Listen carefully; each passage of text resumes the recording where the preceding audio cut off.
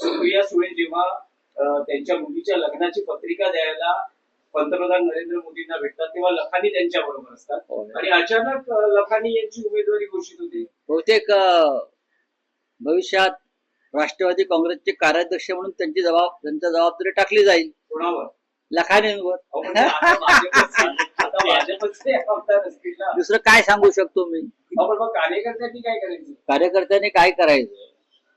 पण लखानींचा आणि आपला संबंध कुठे येतोय? लखानींना तिकीट भारतीय जनता पक्षाने दिलेलं आहे. आपण विचारसरणी नावाचं एक विचारसरणीच आहे ना ती. नाही, दोन कुटुंबांमध्ये त्यांची पर्सनल गोष्ट असेल, पण अशा वेळेस कार्यकर्त्यांनी काय करायचं? कार्यकर्त्यांनी सुप्रियाताईंना प्रश्न विचारायचे आणि तुम्ही आम्हाला प्रश्न विचारायचे. याच्यामध्ये असं आहे की आयडिओलॉजिकल डिफरन्सेस हे 100% असतात आणि आहेत आणि टोकाचे आहेत. पण आता असं आहे की हा वेगळा विषय आहे ना. हे प्रश्न तुम्ही त्यांना विचारले पाहिजे, त्यांच्या कुटुंबाविषयी प्रश्न मी काय उत्तर देऊ तुम्हाला? भाजपची यादी जर पाहिली तर जास्तीत जास्त माजी आमदार काँग्रेसचे आहेत, त्यांना संधी देण्यात आली. बघा, भारतीय जनता पक्षाचं स्वतःचं काहीच नाहीये. देशभरामध्ये भारतीय जनता पक्षाकडे स्वतःच काय आहे? पश्चिम बंगाल मधला मुख्यमंत्री हा काँग्रेस आणि तृणमूल काँग्रेसचा आहे. आसामचा मुख्यमंत्री हा पूर्णपणे काँग्रेसचा आहे.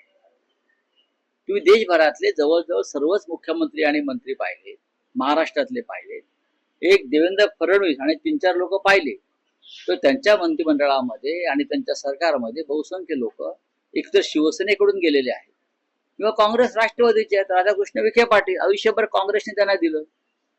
तुम्ही नावं घ्या, मी तुम्हाला आता सांगतो. काँग्रेस आणि राष्ट्रवादी काँग्रेस म्हणजेच भारतीय जनता पक्ष आहे. हे काँग्रेस मुक्त भारताची घोषणा त्यांनी केली होती मोदींनी. काँग्रेस मुक्त भारत.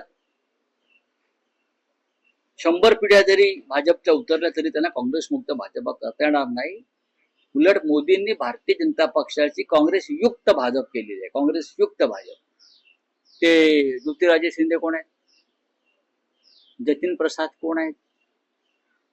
त्यानंतर आता जे सम्राट चौधरी नावाचे भाजपचे बिहारचे मुख्यमंत्री आहेत, ते कोण आहेत?